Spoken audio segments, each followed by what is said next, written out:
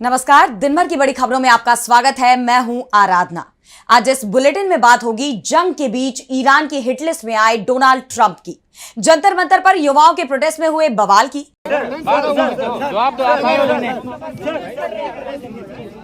देखेंगे एक और पेपर लीक पर कैसे घिरी मोदी सरकार, ममता बनर्जी को कोर्ट से क्या मिली राहत, जानेंगे राम मंदिर मामले में क्यों आरएसएस प्रमुख भागवत पर उठे सवाल, और बुलेटिन के आखिर में देखेंगे जाने माने कार्टूनिस्ट इरफान की किस खबर पर पड़ी तिरछी नजर।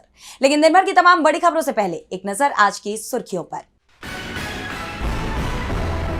मोदी सरकार की नीतियों पर भड़की कांग्रेस। पार्टी अध्यक्ष खड़गे ने चीन पर निर्भरता को लेकर उठाए सवाल, कहा यह हमारी अर्थव्यवस्था की उन गहराई तक समाई हुई है जिनसे तय होगा भारत का भविष्य।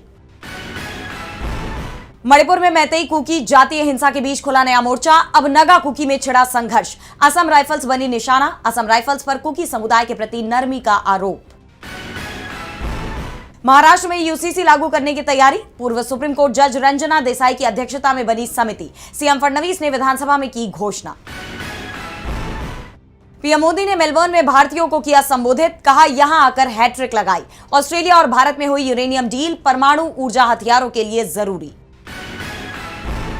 और हरे निशान पर बंद हुआ शेयर बाजार, 238 अंकों की तेजी के साथ 76,741 पर बंद हुआ सेंसेक्स, जबकि 80 अंकों की तेजी के साथ 23,962 पर बंद हुआ निफ्टी। ये तो थी सुर्खियां। अब बात आज की सबसे बड़ी खबर की। पश्चिम एशिया में दोबारा जंग छिड़ गई है। अमेरिका और ईरान ने एक दूसरे के खिलाफ हमलों की बौछार कर दी है। अमेरिका ने ईरान के 90 ठिकानों पर हमला किया, तो जवाब में ईरान ने भी खाड़ी देशों में मौजूद अमेरिकी ठिकानों को मिसाइलों से दहला दिया, जिसके बाद हॉर्मुज स्ट्रेट भी ठप हो गया है। तो क्या है पश्चिम एशिया के मौजूदा हालात, जानने के लिए देखिए ये रिपोर्ट। अमेरिका और ईरान के बीच भीषण जंग छिड़ गई है। अमेरिका और ईरान एक दूसरे के सैन्य ठिकानों पर मिसाइलें बरसा रही हैं, जिससे पूरे क्षेत्र में अशांति फैल गई है। अमेरिकी सेना ने ईरान के 90 ठिकानों पर हमले का दावा किया है, जिसका शिकार कई महत्वपूर्ण शहर बने, जिसमें बंदर अब्बास, चाबार, सीरिक, अबू मूसा शामिल रहे। इस दौरान बुशहर के पास भी धमाकों की आवाज सुनी गई। हालांकि ईरानी अधिकारियों ने बताया कि बुशहर परमाणु संयंत्र को कोई नुकसान नहीं हुआ है। वहीं उत्तरी प्रांत गोलिस्तान में चीन ईरान रेल गलियारे पर स्थित अकताके खान रेलवे पुल अमेरिकी हमले की चपेट में आ गया। पुल से होकर गुजरने वाला मार्ग तुर्कमेनिस्तान और कजाकिस्तान से होते हुए चीन तक जाता है। चाबार पोर्ट, जिसमें भारत का बड़ा निवेश है, उसके मैरीटाइम ट्रैफिक कंट्रोल टावर पर भी हमला किया गया है। अमेरिका के इन हमलों के जवाब में ईरानी सेना इस्लामिक रिवोल्यूशनरी गार्ड कोर यानी IRGC ने भी खाड़ी देशों में मौजूद अमेरिकी ठिकानों पर भी मिसाइलें बरसाई हैं। कतर, बहरीन और कुवैत में लगातार सायरनों की आवाजें गूंजती रही। कुवैत ने इन हमलों की कड़ी निंदा करते हुए हालात बिगड़ने की चेतावनी दी है। वहीं IRGC ने यह भी चेतावनी दी है कि अगर अमेरिका अपने हमलों से बाज नहीं आया तो ईरान के हमलों का दायरा भी बढ़ सकता है, यानी एक बार फिर ये जंग पूरे खाड़ी क्षेत्र में फैल सकती है। ये पूरा घटनाक्रम ऐसे वक्त में सामने आया जब एक तरफ ईरान में दिवंगत सर्वोच्च नेता आयतुल्लाह अली खामेनी का अंतिम संस्कार किया जा रहा है, वहीं अमेरिकी राष्ट्रपति डोनाल्ड ट्रंप भी तुर्की की राजधानी अंकारा में मौजूद है। ऐसे में ईरानी सांसदों ने अपने सुप्रीम लीडर मुश्तबा खामेनी से मांग भी कर दी कि मौका अच्छा है, ट्रंप ईरान की रेंज में है, उनके ठिकाने की खबर भी है, खामेनी की जान का बदला लेने का अच्छा मौका है, जिसका असर भी दिखाई दिया। ईरान के हमले के डर से ट्रंप अपने पुराने विमान की मदद से अमेरिका लौटे। उन्होंने कहा भी, ईरान मेरी जान लेना चाहता है, मैं उसकी हिट लिस्ट में हूँ। अंकारा में नेटो शिखर सम्मेलन में ही ट्रंप ने ईरान के साथ सीजफायर खत्म होने का ऐलान कर दिया था। इस दौरान ट्रंप ने ईरानी नेताओं को बार बार झूठे, दुष्ट, हिंसक, बीमार लोग कहकर उनका अपमान किया था, जिस पर ईरानी राष्ट्रपति मसूद पेजेश्कियान का बयान सामने आया। उन्होंने कहा कि ईरान राष्ट्रपति ट्रंप की अपमानजनक बयानबाजी का जवाब नहीं देगा। हम इस तरह की नीति ऐसे व्यक्ति से नहीं सीखेंगे जिसने मासूमों की जान ली हो। हम अपने अधिकारों की दृढ़ता पूर्वक रक्षा करते हैं। इन सब के बीच खामेनी के अंतिम संस्कार की प्रक्रिया भी जारी रही। ईरान के अधिकारियों का कहना है कि खामेनी के अंतिम संस्कार पर अमेरिकी हमलों का कोई असर नहीं पड़ा। सर्वोच्च नेता के पार्थिव शरीर को उनके जन्म स्थान मशहद ले जाया गया। मशहद उनका जन्म स्थान है। साथ ही यहाँ शिया मुसलमानों के 8वें इमाम रजा का मकबरा भी है। अली खामेनी को भी उसी मकबरे के पास दफनाया गया। लेकिन अब सबसे बड़ा सवाल ये है कि क्या अब ईरान, अमेरिका और इजराइल से खामेनी की शहादत का बदला लेगा, क्योंकि युद्ध विराम तो टूट ही चुका है। ऐसे में अब क्षेत्र में बिगड़ते हालात पूरी दुनिया की चिंता बढ़ा रही हैं। ईरान और अमेरिका के संघर्ष ने पूरी दुनिया का ध्यान अपनी तरफ खींच लिया है, तो नजरें दिल्ली के जंतर मंतर पर भी टिकी हुई हैं, जहां मोदी सरकार के खिलाफ युवाओं के प्रदर्शन को 20 दिन पूरे हो गए हैं। युवाओं की बढ़ती नाराजगी को देख मोदी सरकार घबराई हुई है। इस आंदोलन को रोकने की कोशिशें की जा रही हैं। इस बीच सोनम वांगचुक के ऐलान ने भी मोदी सरकार की मुश्किलें बढ़ा दी हैं। तो क्या है ये पूरी खबर, जानेंगे इस रिपोर्ट में। जंतर मंतर पर 20 दिनों से चल रहे सरकार विरोधी प्रदर्शन में लोगों ने उमस भरी गर्मी को सहकर मोर्चा खोले रखा और अब भारी बारिश भी उनका हौसला नहीं तोड़ पा रही है। प्रदर्शनकारी बारिश से भीगकर बीमार न हो इसके लिए तिरपाल लाया गया, लेकिन पुलिस ने उसे अंदर ले जाने की इजाजत नहीं दी, जिस पर अभिजीत दिपके भड़क उठे। उन्होंने भड़कते हुए पुलिस वालों की वर्दी और जूते दिखाए हैं, जिन पर पानी की एक बूंद भी नहीं है। भीग चुके, सारे स्टूडेंट्स भीग चुके, कपड़े भीग चुके, बीमार गिर रहे। सर की यूनिफॉर्म दिखा दीजिए, देखिए कैसे टाइड की सफेदी जैसी चमक रही है। भैया मैं खुद कोटा राजस्थान से आया हूँ और आप लोग सर के जूते दिखा दीजिए, बारिश की एक बूंद तक यूनिफॉर्म या इस पर नहीं है। पैर खराब हुए, देखिए पैर खराब हुए। देखिए सर को देखिए, सर की यूनिफॉर्म कैसे चमक रही है। और सर कह रहे तिरपाल नहीं लेकर जाने देंगे, स्टूडेंट को भीगने दीजिए जब तक ऊपर से आदेश नहीं। तो वहीं तिरपाल लगाने की इजाजत दिल्ली पुलिस ने नहीं दी तो अभिजीत तिपके एक पुलिस अधिकारी के पैरों पर ही गिर गए, जिसका वीडियो भी उन्होंने शेयर किया है। तो वहीं सोनम वांगचुक ने भी एक बड़ा ऐलान कर दिया है। सोनम वांगचुक ने अपने अनशन के 12वें दिन संसद मार्च का ऐलान कर दिया। उन्होंने लोगों से अपील की है कि मानसून सत्र के पहले दिन 20 जुलाई को वो दिल्ली पहुंचे। वांगचुक ने कहा है, क्या आप तैयार हैं अगर मैं कहूं कि 20 जुलाई को जब संसद का मॉनसून सत्र शुरू होता है तो मेरे साथ आप लोग भी जंतर मंतर से संसद तक एक शांतिपूर्ण मार्च करें। अगर ऐसा कर सकते हैं तो बहुत कुछ बदल सकता है। इसके लिए आपको दिल्ली आना होगा और मेरे साथ इस शांतिपूर्ण मार्च में जुड़ना होगा। ये मार्च इसलिए किया जा रहा है ताकि छात्रों से जुड़े मुद्दों और शिक्षा प्रणाली में गड़बड़ी की तरफ सरकार का ध्यान खींचा जा सके। इसमें कई लोगों का समर्थन अब युवाओं को मिल रहा है। वहीं 9 जुलाई को शिवसेना यूबीटी सांसद अरविंद सावंत भी जंतर मंतर पहुंचे और युवाओं का साथ दिया। और अब वांगचुक के ऐलान से सरकार की परेशानी बढ़ना तय है। ऐसे में देखना होगा कि क्या युवाओं के इस मार्च की गूंज सरकार तक पहुंचती है। जंतर मंतर पर पेपर लीक के खिलाफ शुरू हुआ आंदोलन हर बीतते दिन के साथ और मजबूत होता नजर आ रहा है। युवा देश की शिक्षा व्यवस्था में बड़े बदलाव की मांग कर रहे हैं, लेकिन सरकार उनकी मांगों को नजरअंदाज कर रही है, बल्कि एक के बाद एक पेपर लीक की घटनाएं निकलकर सामने आ रही है। मोदी सरकार में अब एक और पेपर लीक हो गया है, जिस पर युवाओं का गुस्सा फूट पड़ा। तो क्या है ये पूरी खबर, जानेंगे इस रिपोर्ट में। नेशनल टेस्टिंग एजेंसी एक बार फिर बड़े विवादों में आ गई है। एक बार फिर पेपर लीक हो गया। परीक्षा से पहले ही पेपर छात्रों के पास पहुंच गए। सवाल इस पर यूजीसी नेट 2026 सोशियोलॉजी के पेपर को लेकर उठ रहे हैं। दावा किया जा रहा है कि परीक्षा से पहले परीक्षा माफियाओं के पास पेपर पहुंच चुका था। इसका पीडीएफ पहले ही लीक हो गया। राहुल गांधी भी इस पर सवाल उठा चुके हैं और अब जो खबर सामने आ रही है वो और भी चौंकाने वाली है। एनटीए और शिक्षा विभाग चुप्पी साधे हुए है, क्योंकि जो कथित पीडीएफ पेपर से पहले ही वायरल हो गया वो पूरे सिस्टम पर सवाल खड़े कर रहा है। करीब 90 सवाल और उनके विकल्प हूबहू मिल रहे थे।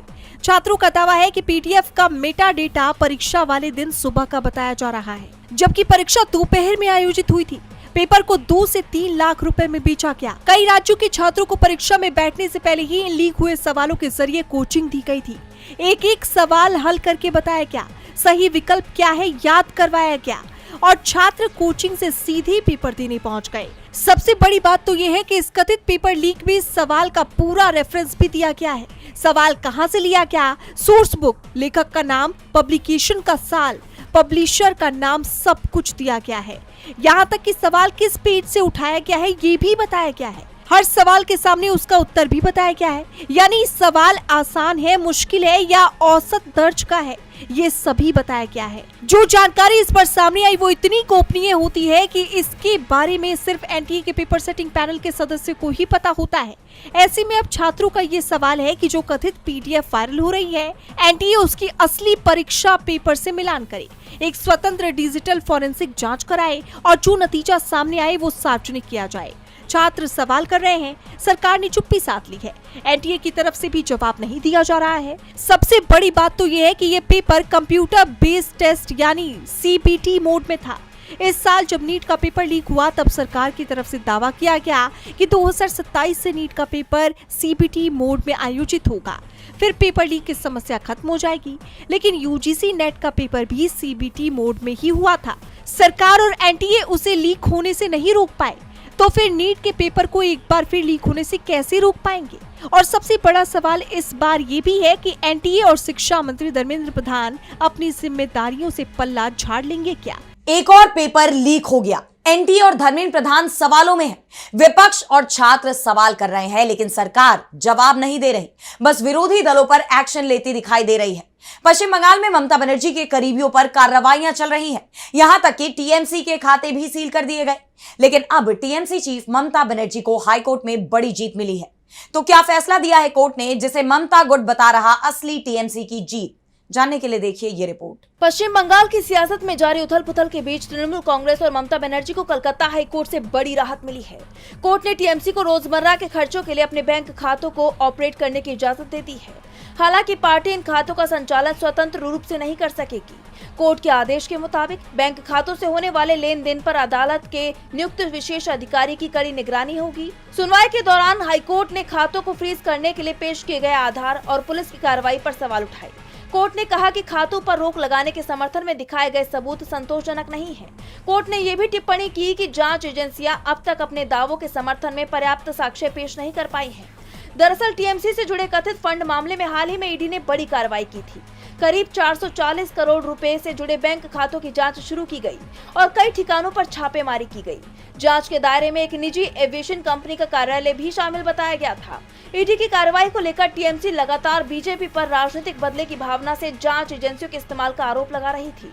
और अब ममता बनर्जी को कोर्ट से राहत मिलने के बाद बीजेपी एक बार फिर सवालों के घेरे में आ गई है। खाता फ्रीज करने पर पहले हाईकोर्ट ने सवाल उठाए और अब ममता बनर्जी के गुट को खातों से पैसे निकालने की छूट भी दे दी, जो बीजेपी के लिए एक बड़ा झटका माना जा रहा है, क्योंकि बीजेपी ममता बनर्जी को कमजोर करने की कोशिश कर रही है, जो इस समय खुद अयोध्या में चढ़ावा चोरी मामले को लेकर भी बुरी तरह फंसी हुई है। विपक्ष इस मुद्दे पर यूपी की योगी सरकार और केंद्र की मोदी सरकार को घेर रहा है। इस बीच राम मंदिर के चढ़ावा चोरी को लेकर लगातार बड़े खुलासे हो रहे हैं। देखिए ये रिपोर्ट। राम मंदिर चढ़ावा चोरी मामले में बीजेपी बुरी तरह फंसती हुई नजर आ रही है। जैसे जैसे मामले में जांच आगे बढ़ रही है, इस पूरे घोटाले की परतें खुलती जा रही हैं और जो खुलासे हो रहे हैं वो प्रशासन पर उठते सवालों को और मजबूत करते दिखाई देते हैं। मामले में गिरफ्तार 8 आरोपियों में से एक अनुकल्प मिश्रा को पुलिस उसके घर लेकर गई और करीब 20 मिनट तक घर की तलाशी ली। घर वालों से भी पूछताछ की। रिपोर्ट्स के मुताबिक अनुकल्प ने पूछताछ में बताया कि वो चोरी के पैसों को शेयर मार्केट में लगाते थे, लोगों को ब्याज पर देते थे, करीबियों और रिश्तेदारों को पैसे देते थे, फिर उनसे अपने खातों में पैसे ट्रांसफर करवाते थे। बीते दिन भी पुलिस ने लवकुश मिश्रा और करुणेश पांडे के घरों की तलाशी ली थी। इन कार्रवाइयों के दौरान नकदी के बंडल, सोने के जेवर और एक 4 पहिया वाहन बरामद किया गया। पुलिस ने आरोपियों के रिश्तेदारों के 30 बैंक खाते फ्रीज कर दिए हैं। इन खातों में आय की तुलना में अधिक लेन देन मिलने की बात सामने आई है, लेकिन पुलिस की ये कार्रवाई भी सवालों से घिरी हुई है। विपक्ष का कहना है कि बड़ी मछली को बचाने के लिए छोटी मछलियों को कुर्बान किया जा रहा है। इसे लेकर कांग्रेस ने प्रेस कॉन्फ्रेंस कर सीधा पीएम मोदी और संघ से जवाबदेही की मांग की है। पार्टी नेता सुरेंद्र राजपूत ने कहा कि राम मंदिर चढ़ावा चोरी मामले में प्रधानमंत्री मोदी अपनी जिम्मेदारी से नहीं बच सकते, क्योंकि ये ट्रस्ट उन्होंने ही बनाया है। इस ट्रस्ट में विशेष विचारधारा के लोगों को रखा गया और उन्होंने अपने भाई भतीजों को नौकरी पर लगवा दिया। चढ़ावा चोरी मामले में मगरमच्छों को बचाने के लिए चंद मछलियों को चारा बना दिया गया। इस पूरे मामले में सुई पीएमओ संघ प्रमुख की तरफ भी जाती है। हमें पीएमओ, आरएसएस, वीएचपी से जवाब चाहिए और चढ़ावा चोरी मामले में पीएमओ से जुड़े लोगों और संघ प्रमुख से पूछताछ हो। वहीं सपा प्रमुख अखिलेश यादव ने तो यहाँ तक कह दिया कि साँचा नहीं, पूरा ढांचा बदलना चाहिए। सनातनी बहुत दुखी हैं, यानी उन्होंने सरकार ही बदलने की बात कह दी है। जिस तरह उत्तर प्रदेश के आगामी विधानसभा चुनाव से पहले यह मामला सामने आया और बीजेपी सरकार पर लोगों की धार्मिक भावनाओं को ठेस पहुंचाने के आरोप लगे, उसके बाद पार्टी के लिए यूपी की सत्ता में वापसी करना बहुत मुश्किल नजर आ रहा है। बहरहाल अब इस मामले में आगे क्या कुछ खुलासे होते हैं, ये देखना होगा। राम मंदिर चढ़ावा चोरी मामले में मोदी और योगी सरकार बुरी तरह घिरती दिखाई दे रही है। वहीं सावरकर मामले में भी कांग्रेस सांसद राहुल गांधी को घेरने का उसका दाव उल्टा पड़ता दिखाई दे रहा है। राहुल गांधी के खिलाफ मानहानि का केस करने वाले सत्यकीत सावरकर ने कोर्ट में जो बयान दिया है, उससे राहुल के दावे पर ही मुहर लग गई है। तो कोर्ट में क्या बोले सत्यकीत सावरकर, जानने के लिए देखिए ये रिपोर्ट। लोकसभा में नेता विपक्ष राहुल गांधी के खिलाफ वीडी सावरकर के मानहानि मामले में नई बहस छिड़ गई है। राहुल गांधी ने जो दावे अपने भाषणों में किए थे, अब खुद सावरकर के प्रपौत्र सत्यकीत सावरकर उन दावों पर मुहर लगाते दिखाई दे रहे हैं। राहुल गांधी ने पहले ही कहा था कि वीडी सावरकर ने अंग्रेजों से माफी मांगी थी और ये मुद्दा अब कोर्ट में बहस के केंद्र में आ गया है। इसी कड़ी में जब सत्यकी से पूछा गया कि सावरकर को ब्रिटिश शासन से कालापानी की सजा मिलने पर दया याचिका दायर करने के कारण माफी वीर या ब्रिटिश एजेंट कहा जाता है या नहीं, तो वे इससे इनकार नहीं कर पाए। उन्होंने जवाब में कहा कि ये सच है कि स्वतंत्रता आंदोलन में भारी योगदान के बावजूद सावरकर पर माफी वीर और ब्रिटिश एजेंट होने का आरोप लगाया गया, लेकिन ये बातें बहस का मुद्दा हो सकती हैं, इसलिए मैंने किसी के खिलाफ कोई शिकायत दर्ज नहीं कराई। मुझे नहीं पता कि कुछ इतिहासकार इन बहस वाले मुद्दों को दया याचिका यानी माफीनामा या माफी पत्र से जोड़ते हैं। मुझे नहीं पता कि माफी वीर का आरोप ऐतिहासिक घटनाओं की परिभाषा को लेकर अलग अलग विचारों से आया है या नहीं। मैं ये नहीं कह सकता कि ब्रिटिश एजेंट होने का आरोप सावरकर के राजनीतिक रुख या ब्रिटिश शासन के साथ उनके संबंधों की निंदा के तौर पर लगाया गया। हालांकि उन्होंने आगे ये भी कहा कि मैं ये नहीं कह सकता कि माफी वीर का मतलब है कि मैं गलत था, मैंने कुछ गलत किया, मेरी गलती के लिए मुझे माफ कर दे। यानी एक तरह से सत्यकी ने सावरकर के माफीनामे का बचाव करने की भी कोशिश की, लेकिन अपनी इन कोशिशों में वो बुरी तरह उलझ गए, क्योंकि उन्होंने इनडायरेक्ट रूप से इस बात पर मुहर लगा दी कि सावरकर ने अंग्रेजों से माफी मांगी थी। राहुल गांधी ने कई बार दावा किया है कि सावरकर ने अपनी रिहाई के लिए अंग्रेजों से माफी मांगी थी और अपने माफीनामे में ये भी लिखा था कि सर मैं आपका सर्वेंट रहना चाहता हूँ। साथ ही राहुल ने यह भी कहा कि महात्मा गांधी, जवाहरलाल नेहरू और सरदार पटेल जैसे स्वतंत्रता सेनानियों ने भी अंग्रेजों की जेलों में लंबी सजाएं काटी, लेकिन उन्होंने कभी अपनी रिहाई के लिए अंग्रेजों से माफी नहीं मांगी। और अब जब सावरकर के प्रपौत्र के बयानों ने राहुल के दावों को सच साबित कर दिया है, तो ये मामला और गर्मा गया है। अब देखना यह होगा कि आगे इस मामले की सुनवाई में क्या निकल कर आता है। सावरकर को माफी वीर या अंग्रेजों का एजेंट क्या कहा जाता है, ये बात सत्यकी नहीं बता पाए। यानी राहुल को घेरने के चलते सत्यकी सावरकर खुद फंसते दिख रहे हैं। वहीं दूसरी तरफ बीजेपी सरकार की नीतियों के चलते भी सवाल उठ रहे हैं। आदिवासियों के खिलाफ बीजेपी सरकार की नीतियों के खिलाफ कांग्रेस ने हल्ला बोल दिया है। बताया है कि बीजेपी सरकार किस तरह आदिवासियों के झूठे अंगूठे लेकर उनका शोषण कर रही है। देखिए ये रिपोर्ट। मोदी सरकार पर देश के जंगलों को अडानी अंबानी को बेचने का आरोप लग रहा है। देश के अलग अलग कोने में सरकार के खिलाफ मोर्चे खुले हुए हैं, जहां माइनिंग के लिए नियमों को ताक पर रखकर जनता की जमीन का अधिग्रहण किया जा रहा है। इसे लेकर अब कांग्रेस ने मोदी सरकार पर तीखा हमला बोला है। पार्टी ने बाकायदा प्रेस कॉन्फ्रेंस करते हुए बताया कि कैसे आज फॉरेस्ट राइट्स एक्ट और पेसा कानून का खुलेआम उल्लंघन हो रहा है, कैसे आदिवासियों के अधिकारों को कुचला जा रहा है।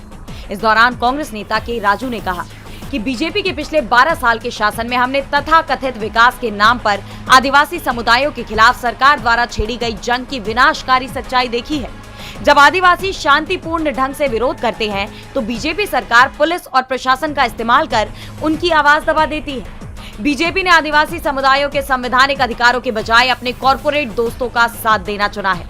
उन्होंने फॉरेस्ट राइट्स एक्ट की धारा 3, धारा 4, 5 और धारा 5 का जिक्र करते हुए बताया कि इन धाराओं में आदिवासियों को जंगलों के प्रबंधन, उचित पुनर्वास, जंगलों को नुकसान पहुंचाने वाली गतिविधियों को रोकने के अधिकार मिले हुए हैं, लेकिन सरकार अपनी मनमानी कर रही है। आदिवासी कांग्रेस के चेयरमैन डॉक्टर विक्रम भुइयां ने तो बीजेपी पर अंगूठा चोरी तक के आरोप लगा दिए। उन्होंने बीजेपी सरकारों पर लोगों की पहचान छीनने के आरोप लगाते हुए कहा, जिस तरह से एसआईआर में बहुत बड़ा चढ़ाकर बातें करी गई कि एसआईआर में हम लोगों को जोड़ रहे हैं, पर आपने यह भी देखा कि एसआईआर में जिंदा लोगों के भी नाम काटे गए क्योंकि उनको चुनाव जीतना था। वैसे ही अंगूठा चोरी में उन्होंने मरे हुए लोगों को जिंदा करा और उनके अंगूठे लिए। यह है सिंगरौली फाइल्स। डॉक्टर विक्रम भुइयां ने बताया कि सिंगरौली के धिरौली कोल ब्लॉक में अडानी से जुड़ी कंपनी माइनिंग कर रही है। ऐसे मामलों में फर्जी ग्राम सभाएं बनाई गई और फर्जी अंगूठों के साथ इजाजत लेकर धड़ल्ले से माइनिंग की जा रही है। उन्होंने बीजेपी सरकार के फर्जीवाड़े को साबित करने के लिए आरटीआई के कुछ दस्तावेज भी पेश किए। कांग्रेस नेताओं ने अंगूठा चोरी और फर्जी ग्राम सभाओं से जुड़े फ्रॉड की सीबीआई जांच की मांग की है। उन्होंने कहा कि जब तक दावों का सत्यापन न हो तब तक माइनिंग पर रोक लगे। जिस तरह आदिवासियों के हक के लिए कांग्रेस ने आवाज उठाई है, उसके बाद बीजेपी सरकार के लिए अपने इस रवैये पर कायम रहना मुश्किल नजर आ रहा है। अब देखना यह होगा कि क्या कांग्रेस की ये मांग मंजूर होगी। और बुलेटिन के आखिर में देखेंगे जाने माने कार्टूनिस्ट इरफान की किस खबर पर पड़ी तिरछी नजर।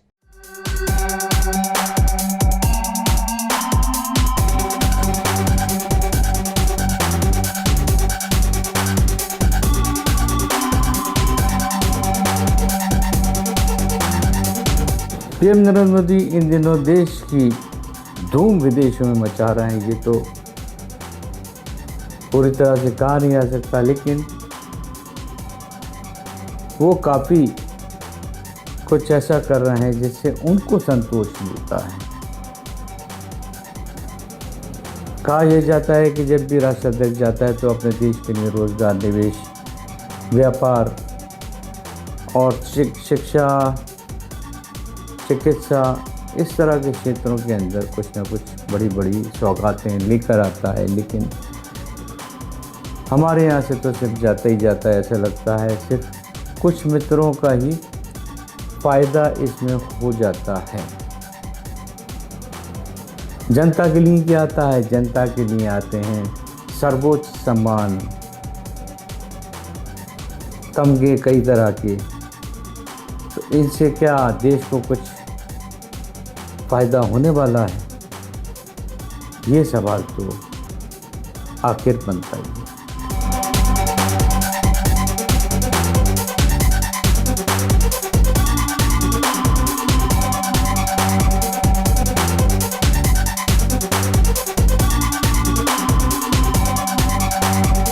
बहुत बहुत शुक्रिया इरफान जी। तो आज इस बुलेटिन में इतना ही। आप देखते रहिए डीबी लाइव। नमस्कार।